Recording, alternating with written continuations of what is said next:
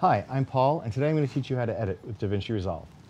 The Edit page features all of the editing and trimming tools you need to assemble a story. In today's video, I'm going to show you how to start a project from scratch. We're going to import and organize our media, we're going to edit and trim clips, we're going to add transitions, effects, and even do a little animated titling. So let's jump in and get started. When you launch DaVinci Resolve, you're presented with the Project Manager. This window shows you all of the projects on your system. We're going to start with an empty project, so I'm going to double-click, which takes us right to the Edit page. On the top left portion of the Edit page, you'll see the Media Pool, which is where we keep all of our clips and organize our media. Now, there are several ways to import and organize your media in DaVinci Resolve, but I think the easiest is to just drag the clips in from the Finder. So let me do that. I'm going to go to the Finder, and here I've got a folder full of media. I've also got subfolders that have additional clips in them. I can select all of this, drag them right into DaVinci Resolve, and when I do, a window opens up. Now, this is asking me if I want to set the project format, frame rate, and resolution to match the clips that we're importing. So this is a huge time saver that helps you get started without having to worry about setting up your project. I'm going to click on Change to change the project to match the clips that we're importing. And then let's take a look at our user interface. The Media Pool at the top left includes those folders that we had in the Finder. So the master bin contains everything. Then there's the audio folder, the end credits folder, and you can see them here in icon view. I can turn the sidebar on and off. I can view things in list form if I'd like to. I can even turn on and off different columns and customize the list view however I'd like. You can reorder columns just by simply dragging and dropping them and then saving your custom sets. You can also show a film strip that lets you scrub through the clips right here in the media browser. I'm going to go back to icon view because that's how I prefer to work, and we're going to just turn the sidebar on again. All right, let's load a clip into our source viewer. There are two viewers at the top of the screen. The one on the left is a source viewer, and this is where we mark clips in and out and decide which portion of the clips we're going to edit with. Then you've got a timeline viewer on the right and the timeline at the bottom. The toolbar in the middle of the screen contains all of the most commonly used tools, and we'll get to those as we go through this tutorial. Right now, I'm going to add a new bin by right-clicking in the Media Pool and selecting the New Bin command. And we're just going to call this SFO because I know we've got some clips that were shot at San Francisco International Airport. I'm also going to sort my clips based on file name using the pop-up menu at the top of the window. I'm going to select these clips and drag them into a folder. So now I've just created a custom bin. So bins can contain any information I want. I can organize these as however I'd like. But there's also smart bins. Smart bins are metadata-based bins, so we can automatically populate a bin based on the clips that you bring in. If you'd like to learn how to add smart bins, watch the video on the media page, but we're going to keep going for this particular tutorial. So the fastest way to edit something is to just drag it to the timeline. I'm going to drag it to the timeline, and it automatically creates the tracks that I need. Now, the default tool is the arrow tool, and that is a position tool. It lets me pick up clips, move them around. It lets me shorten and extend the clips however I'd like. And we're going to be using that for the first portion of this tutorial. All right, I'm going to go into my SFO bin here that we've created, and we're going to get another clip. This clip shows the airplane taking off. Now, in the source monitor, I can click and drag the playhead to decide what portion of the clip I want to use. And when I get the start frame that I want, I just click the Mark In button here in the interface, move the playhead to where I want it to end, and click the Mark Out button. Now I can also use the keyboard shortcuts I and O, so if I wanted to change this, I could just move the playhead and tap the O key, and that will adjust the out point. Again, I can just drag that down to the timeline, and I've now got two clips down there ready to go. So let's do another clip. All right, so I'm loading this clip into my viewer. Now, if you take a listen to this, it's got some audio. You can go any slower or no? Now, this is a documentary, a trailer for a documentary, and I'm really just going to use this as a B-roll. So I don't want to edit the audio in, I just want the video. So I'm going to zoom into my interface here and show you, as I mouse into the clip, an overlay pops up that has a film strip and an audio waveform. If I just grab the film strip, we're going to edit the video only in and not the audio. As I drag the clip over to my timeline viewer, you'll see an edit overlay pops up on the right-hand side that gives me quick access to the 7 most popular types of edits. The default is an overwrite, but in this case, I'm going to use the insert because I want to place this clip between the two clips that are on the timeline. So it's going to insert this clip at the location of the playhead on the timeline. All right, starting to come together. Let's add a little music. In this case, I know that we're working on a trailer. There's already a score for it, so I'm going to just drag this down. Now notice that DaVinci Resolve automatically creates the track for the audio that I'm dragging in and places it on the timeline. Now, I'm going to go in here and we're going to change the color of the clip. If I right-click on it and select Change Track Color, I can make it blue. Now in this case, I like to keep my work organized by color coding things. So all of my dialogue is going to be green, all of my music is going to be blue, and sound effects, when we get to them a little later, are going to be yellow. All right. Down here in the track header, I also want to show you a couple of additional tools that are going to be really important. So first is the auto select button here that I'm clicking on in the middle. So this button basically tells me that a track is enabled or that it's armed for edit operations, which means if I do something like an insert edit, it's going to affect this track. Let me show you. If I go to my toolbar and I select the Insert Edit button here, it's going to edit the clip that I've got in the source viewer into the timeline, and it split my audio, moving the rest of it down. I don't want to do that because I want to keep my soundtrack intact for this edit. So I'm going to undo that. When I turn the auto select button off, the track has been disarmed or disabled for edit operations. So now when I go and do that same edit, it will edit the airplane clip into the timeline, but it'll leave the audio alone. Okay, one more thing I want to show you down here, and that's the lock button.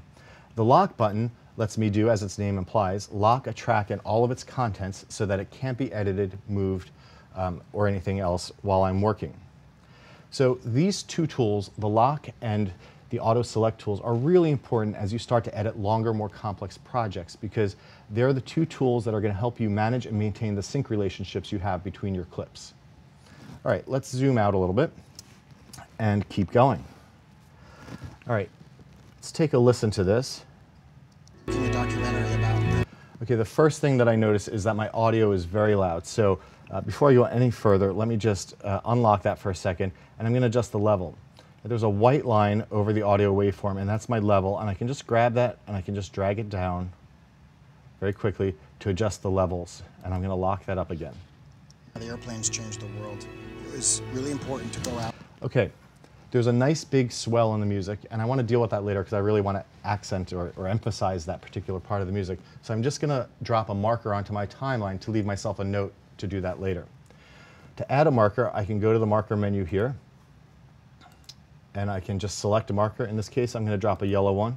I could also tap the M key. That will bring up the marker dialog box. And in this case, I'm going to type sound effects and leave myself a note to add a big drum hit. I'm going to click on done. And notice up here in the timeline, there's an overlay that shows me the marker time code, its name, and the description of the marker. There are a couple of other options up here. The three dot menus, which you'll see in other places of the interface, give us different options for that selected panel. In this case, we're showing marker overlays. I could also show timecode overlays, which shows me all of the source timecode for any clips under the playhead. Let me just turn those off for now. We're not going to need them for a little while. All right, so let's grab another interview clip and drop this into the timeline. So I'm going to select the portion of the clip that I want in the source viewer first. Now, when you're cutting dialogue or interview clips like this, it's really helpful if you can see the audio waveforms with the video, because then I'll know exactly where sentences are starting and stopping, and it'll help me cut faster. So if I go to the option menu here in the source timeline, in the source viewer, I can turn on audio waveforms and see those with my video at the same time. So I'm just going to play back a little and listen to where I might want to cut this. It was real. If it was possible. Okay, so it looks like he starts a new sentence about here. I don't want his I just want when he starts a sentence with the word if. So I'm using the J, K, and L keys to go forward and backwards. L goes forward, J goes backwards, and K stops it. And I can just tap to get exactly where I want it. And once I find the exact moment in time that I want to mark, I can tap the I key for my in point. Let's play through to see where we want to stop. If it was possible to shoot it, we wanted to go shoot it. If we couldn't get the shot or the weather wasn't right, we would either go back to that location, stay at that location longer, or it didn't make the movie. Or it didn't make the movie, he said. I want to end the clip there, so I'm going to click O for an out point. All right, so in addition to the keyboard shortcuts and the toolbar for doing different edit types, insert, overwrite, and replace here, I've shown you the edit overlay. There's another edit we can do, and this is an append at end. In this particular instance, the playhead isn't at the end of the timeline. It's in the middle of a clip, and I want to put this clip at the end. So I just use the append at end command, and it goes straight to the end. Now this clip is looking a little long, so I think I want to cover it with a little bit more B-roll. So let's go get another clip from our San Francisco folder. I'm going to double click that to load it in the timeline, and we'll just take a couple of seconds of this. Now if I know exactly what I want to take for my clip, whether it's an absolute timecode value or maybe it's a relative timecode value, I can type those in instead of using the mouse. So for example, right now if you look at the top right of the source viewer, we're at 14 seconds and 16 frames. If I wanted to go forward 2 seconds, I could just type +2, let's go forward 2 seconds and 8 frames. It'll move the playhead forward 2 seconds and 8 frames. If I want to go back 3 seconds, I type -300. If I want to go exactly to the 16-second mark in this clip, I just type 1600 without a plus or minus, and it moves to that absolute timecode position. So let's just set our in point here. We'll go +2 seconds and 8 frames. I'll go out.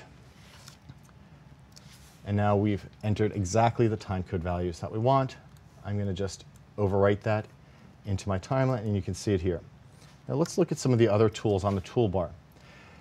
The first portion of the toolbar contains my editing and trimming tools. So the arrow or the position tool, the selection tool, is what we've been using. We've also got the trim tool, which we're going to get to in a minute. And then we've got a razor blade, which lets us slice up clips on the timeline, and then I can switch back to my selection tool and move them about. So in this case, I'm just going to move some of the dialogue from the interview under the B-roll so it's a little more evenly spaced. In addition, you see new tools here for snapping and linking and things like that. So as I move, you can see that when I get close to the edge of another clip, it automatically snaps into place. If I turn that off, it doesn't snap anymore, and I can position it wherever I want. Another really nice feature of the snap tool is that I can use the keyboard shortcut. So after I've started dragging, I can toggle snapping on and off with the N key so that I can move it wherever I want. And then when I release the mouse button, it toggles back to its previous state. So that's just a really handy and quick way of working with the snapping.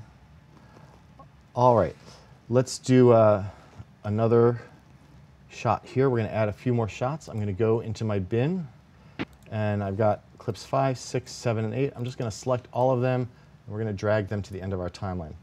Okay, so the timeline's getting a little long now. Things have gone off screen, so let me show you how we handle different view options in the timeline and how we handle zooming as well. There is a zoom slider here in the toolbar, so I can just slide this up and down to zoom as needed. You can also zoom in and out with the Command plus and Command minus keys. Really important keyboard shortcut to learn is Shift Z. Shift Z acts like a toggle. It zooms you all the way in or all the way out.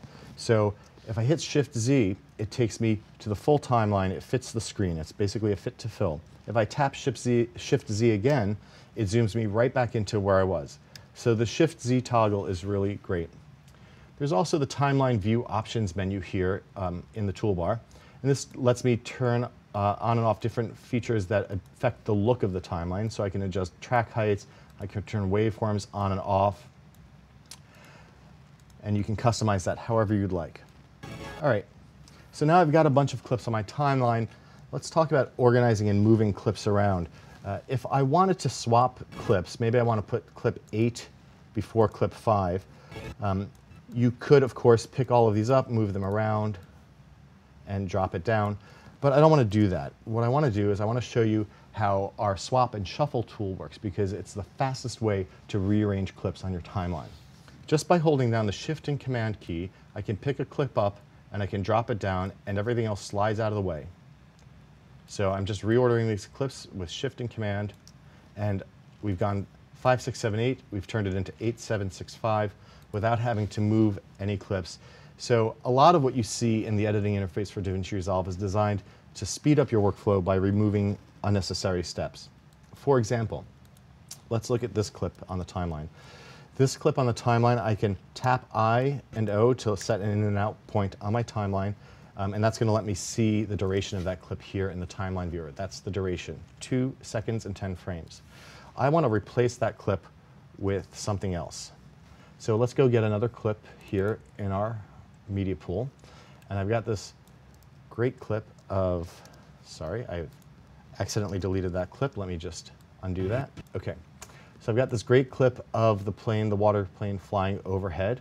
So we're going to just set an endpoint, and I want this to be about 1 second and 15 frames, maybe a little longer. All right, we'll start there. Great. So I've got a clip that is 1 second and 20 frames, and I've got a clip of my timeline that's 2 seconds, that's more than 2 seconds long. If I edit this to the timeline, you'll see that it puts the clip in, but there's a little bit of the old clip left. Well, I could delete that, and then I could ripple or close that gap, but that takes a bunch of steps. So I'm going to undo all of that and show you how to use the ripple overwrite tool.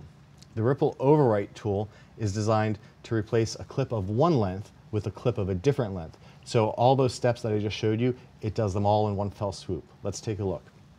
When I select ripple overwrite and drop that in, it's going to drop it into the timeline and automatically close the gap for me. Now that I've shown you the ripple overwrite, let's take a look at some of the other trimming tools. So if I go to the toolbar here, the trim tool is the second tool. Now the thing that's really unique about the trim tool is that it's context sensitive. So it changes from a rolling edit tool to a ripple tool, a slip, and a slide tool based on where you're clicking on the timeline. Let me show you what that looks like. If we zoom into our timeline a little bit, as I mouse down to the timeline, notice the cursor is going to change. So when it's on the edge of a clip, it's a ripple tool, which allows me to shorten one side of the edit or the other. And if I'm in between an edit point, it's a roll tool, so I can make one side shorter and one side longer. Now if I just zoom out again on my screen, as I'm using these tools, you'll see that I get a 2-up display there in the timeline viewer. This is showing me the last frame of the clip on the left and the first frame of the clip on the right. Now, when I click in the middle of the clip, it becomes a slip or a slide tool. When I'm over the icon, it's a slip tool. And basically what this is showing me is it's not going to change the position of the edit in the timeline. So the edit's going to stay exactly where it is, and the length of the edit is going to be exactly the same as it is. What's changing is what's inside of the edit. So as you can see on my timeline, if I zoom in, there's a white outline that shows me the entire clip that I have to work with, and I'm just changing the portion of the clip that is shown here in this slot in the timeline. Now the 4-up viewer shows me the first and last frame of the clip that I'm slipping, and the bottom 2 frames in that 4-up view are the clip on the left and the clip on the right. Now if I drop down a little lower and I click over the name, it becomes a slide tool. And this lets me move the clip without changing it in the timeline. So the only thing that's changing now are the length of the clip on the left and the length of the clip on the right. So you can see those are the frames that are changing in the 4-up view. So that's ripple, roll, slip, and slide. There are dozens of other editing and trimming tools available as well, and we're going to take a look at those now. So let's look at the edit menu at the top of the screen. You can see that I've got a lot of different options here. I can delete clips, I can ripple delete, I can delete all my gaps. The major edit types that show up in the overlay are all here. You can see the keyboard shortcuts for all of them, multicam editing tools, swapping clips. And then under the trim menu, you'll see that we've got a lot of different commands for selecting edit points, for nudging clips, for trimming the start or the end. And let's actually show how the trim start command works. If we go to the beginning of this particular clip in the timeline, I'm going to select it and make sure I hit T to go back into trim.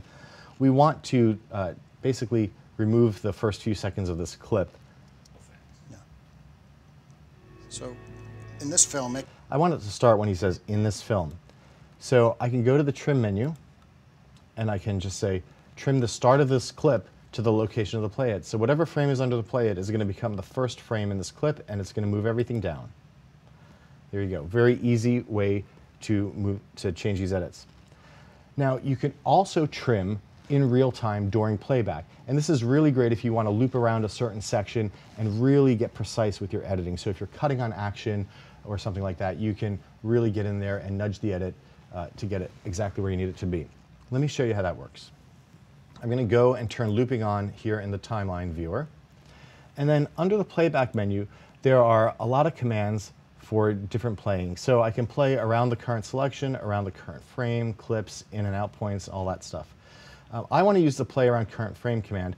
You can see here that the keyboard shortcuts are located on the right side of the menu. This doesn't have a keyboard shortcut. I actually want to use the keyboard for this part of the tutorial, so let me show you how to customize it.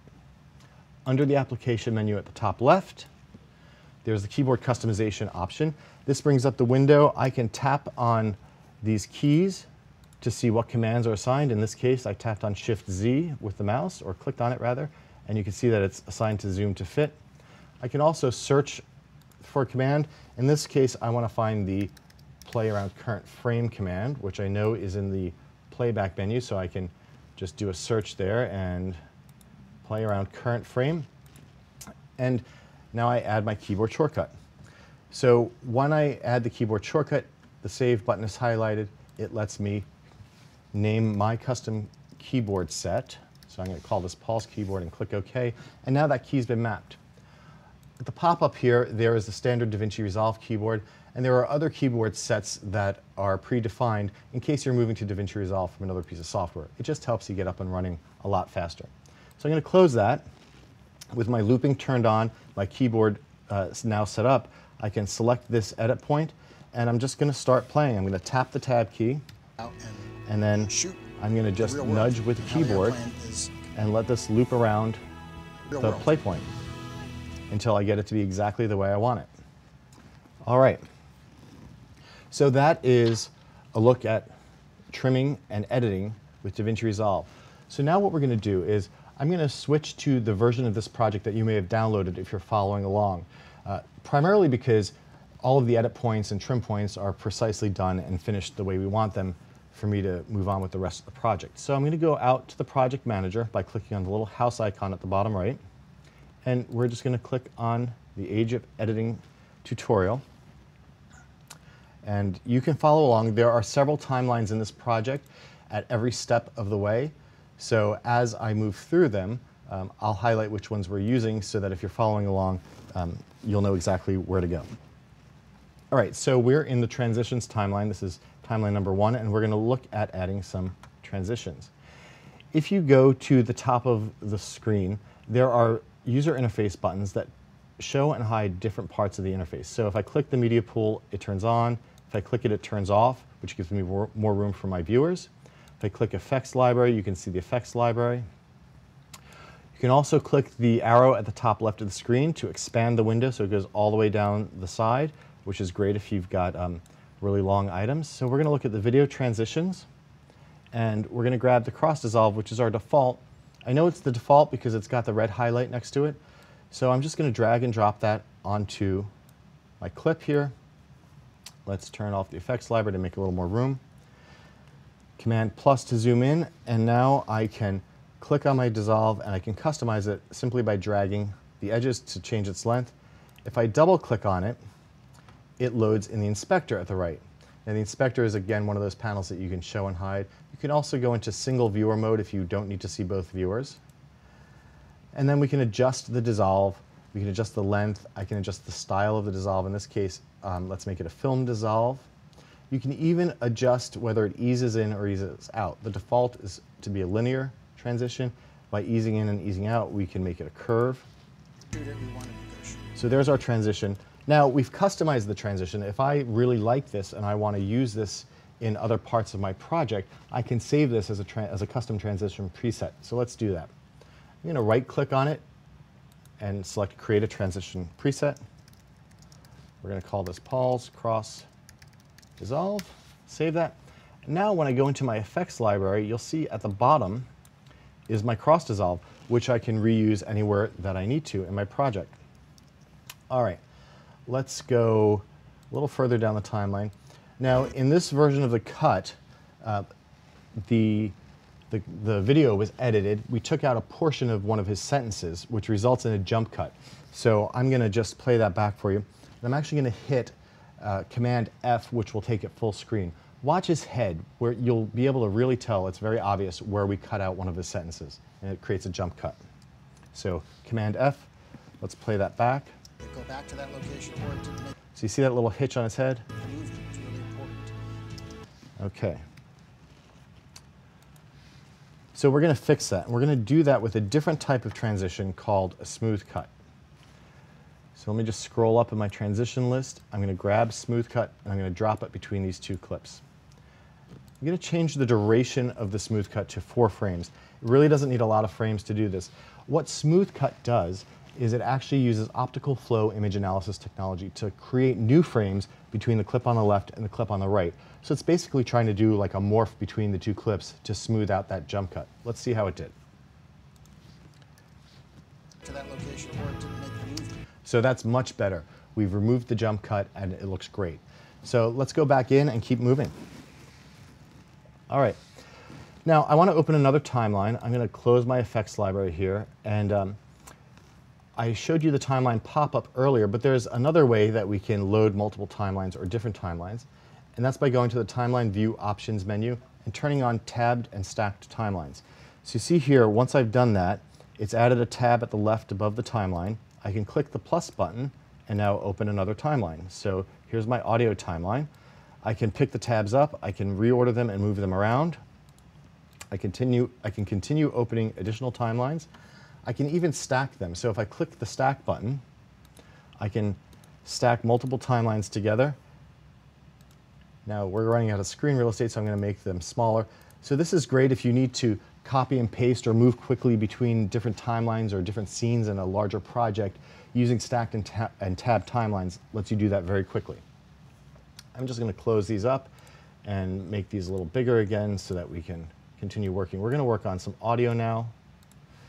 All right, let me just move these elements. All right. So let's go into our audio timeline. So if you're following along, you can do that. And you can see that I've got here a note to put in the big drum hit. So we're going to do that. In order to do that, I need to add another track. So down here, if I right-click in the track headers at the left, I can add a single track and choose its format, or I can add multiple tracks at once. The multiple track window lets me change the number of audio and video tracks I want to add. In this case, I really just want to add one track below the first one, and we want to make it mono to add our sound effect. So it's just added another track for me. I'm going to go into the media pool. Let's just tidy this up a little bit so we have some more screen real estate. Okay.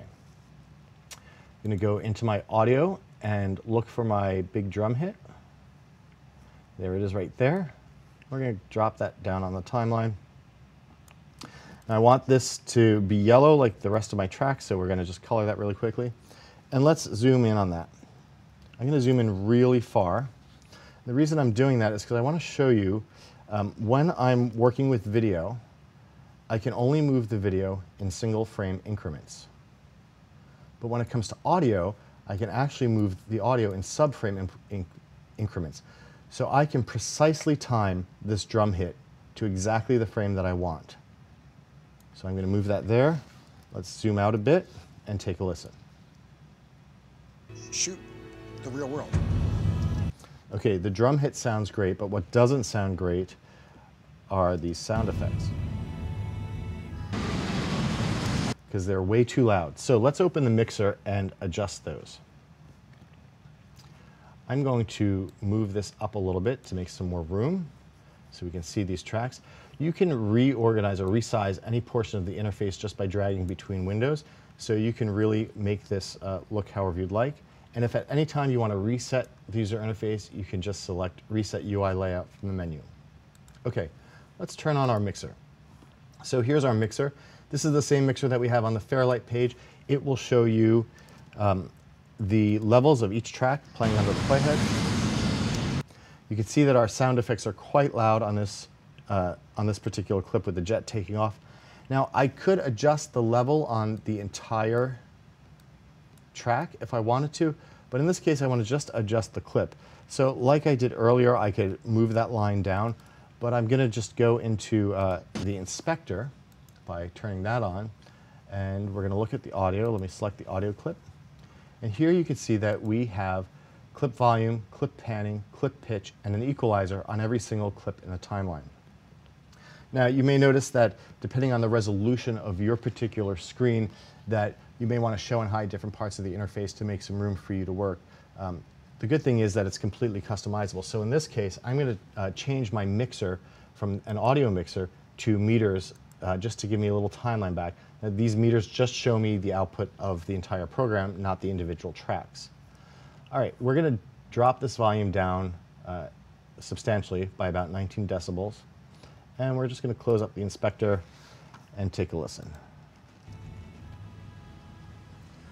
Okay, so that's a more appropriate volume for the sound effects. Now, if I've got something that I want to do on multiple clips, I can copy and paste this clip, and I can select the clips that I want to paste to, and I can paste attributes. So this works for audio and video. I can paste attributes like opacity, position, scaling, rotation, and in this case, volume for the audio, from one clip to multiple clips. So now I just paste it, and they're all matching. All right, so that's a little bit about the mixer, the meters, some audio levels. In this particular clip, this next clip, It was really important. Every shot. we've got the biplane flying in. And what I really want to do is I want to just animate the level of this sound effect of the engines. So let's zoom in on that. We're going to make these audio tracks a little taller. Okay. And I'm going to option click here in the clip to add keyframes that then allow me to adjust the audio level. So now as the plane flies in, the volume of the engines will increase. It was really important. Every shot was original, and then every... Okay, so that's a little bit for level automation here on the edit page. And then the last audio thing that I'm going to show you right now is around this clip here. We smoothed out the video using the smooth cut transition, but the audio has a definite blip because it's two different levels where we cut it. Have a listen. to that location, or it didn't make... One more time. You would either go back to that location, or it didn't... So I want to just clean that up. And to clean that up, I'm just simply going to use the fade tool just to drop the level at the beginning of that a little bit. Now, the fade handles you see are at the ends and beginnings of any video or audio clip. It's just a really fast way to quickly fade audio or video in or out. Let's have a listen to see if that worked. to that location, or it didn't make the movie. It was really... That sounds great, so we're going to move on. Let's switch to the next timeline, which is animate and retiming. I'm just going to adjust the height of our audio tracks, make them a little smaller because we don't really need them right now. And let's take a look at this clip here. This is a time-lapse clip, and we're going to speed it up. So I want it to run at about twice the speed that it's currently running. Now, in DaVinci Resolve, we can do constant speed changes or variable speed changes. The variable, as its name implies, lets the speed of the clip change over time. So we'll start with the constant speed change. To change the clip speed, you just right-click and select Change Clip Speed from the menu. In this case, we're going to make it 200%, twice as fast, which will also make it half as long. So I'm going to select the Ripple Sequence checkbox, and what that's going to do is instead of leaving a gap in my timeline, it's going to ripple that closed. It's going to close the gap because we're making the clip shorter. So now as I do that, it ripples that in and it comes in. Let's take a look.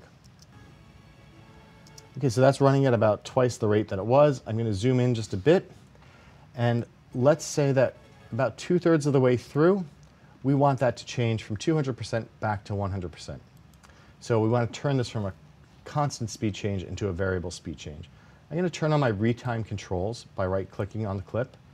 And what this allows me to do is it allows me to set new speed points. So basically, I'm setting a point in time at which the speed is going to change.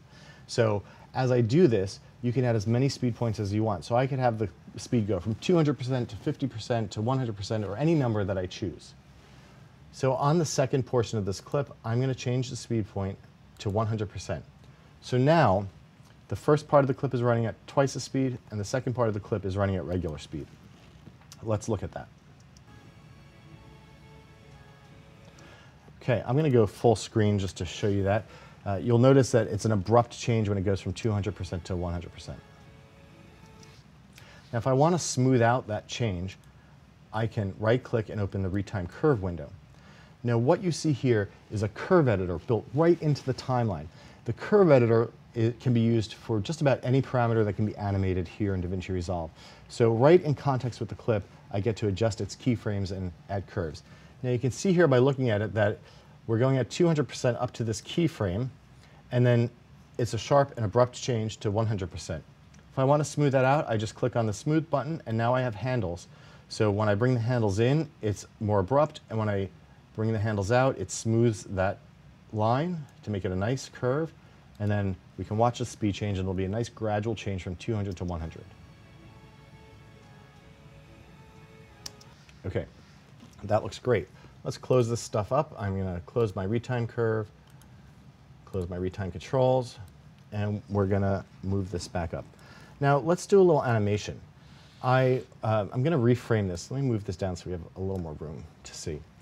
We're going to reframe this. I think in addition to the time lapse that we've got going here, I think it'd be more dramatic if we actually did a little push into it as well. So in your viewer menu, your timeline viewer, you can adjust the zoom level here with the drop-down menu. You can also use the scroll wheel or the middle mouse button to adjust your zoom level. I'm going to turn the inspector on. Let's turn the media pool off so we have a little more room.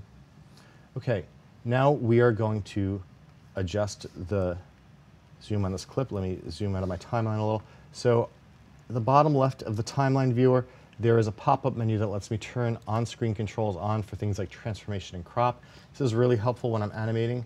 I'm going to go to my transform controls in the inspector. We're going to drop a keyframe at the start of the clip. And then for the last frame in the clip, we're going to just zoom this up. So we're zooming into the clip.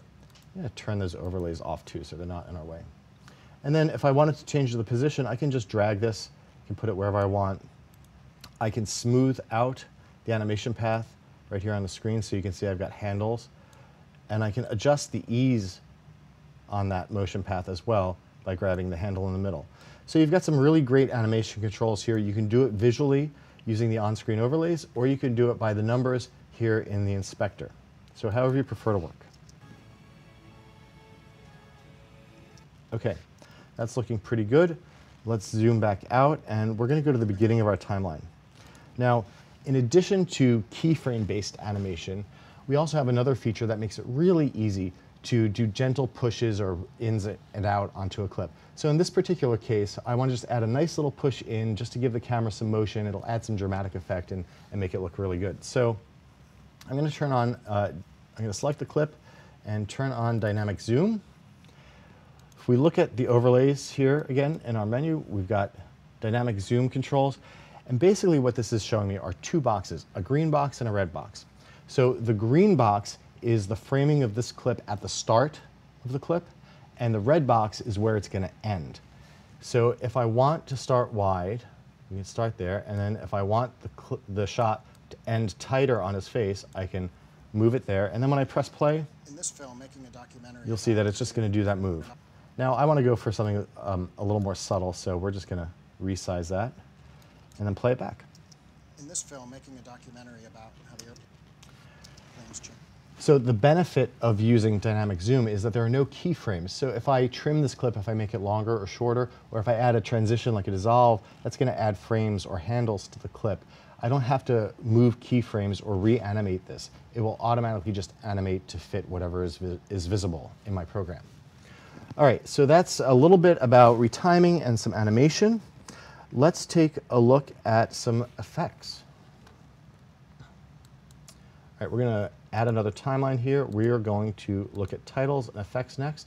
I'm going to shut off my mixer, and I'm going to make my inspector a little shorter so that we can see more of our timeline. And we're going to go down to this clip here at the end, turn my overlays off, and let's add an effect. So if you look in the effects library, you'll see different categories. We've looked at the transitions before. We'll get to titles in a second. There are audio plugins that ship with it called Fairlight effects. So we've got chorus, de-essers, hum removers, all kinds of different plugins. And then you've also got open effects plugins for video. We, of course, work with third-party plugins as well, but we also ship DaVinci Resolve with dozens and dozens of GPU and CPU accelerated plugins to add effects to your video. Now, DaVinci Resolve Studio has the complete set of Resolve effects, and the free version of DaVinci Resolve, which you may have downloaded, has a subset. To learn more about the differences between the two packages, check out our website. There's a comparison document that you can read. In this case, I'm going to just add a Gaussian blur to this clip, and let me scroll down my timeline a little bit so we can see that.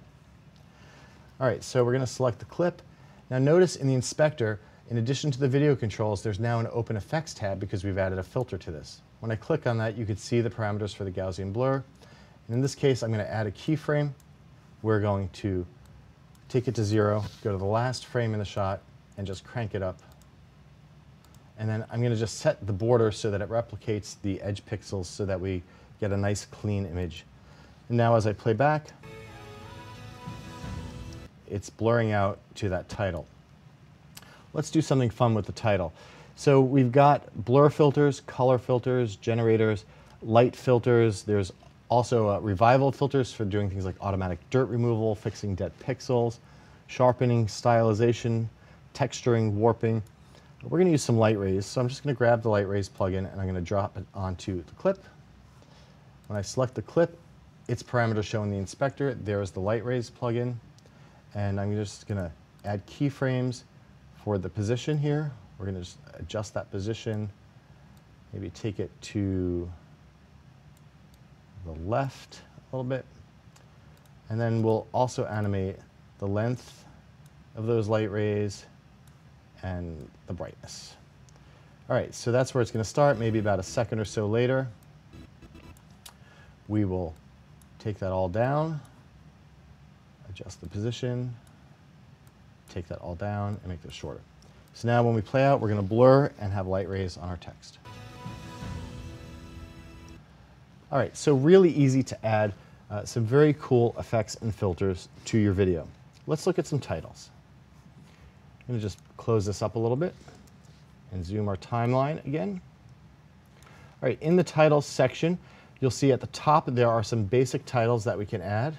I'm going to just move this down and we'll add a lower third. We're just going to use the basic title generator. You can add this down, you can extend it, make it as long as you need to. And then just go into the inspector and type your text. Change your font. You can change the color.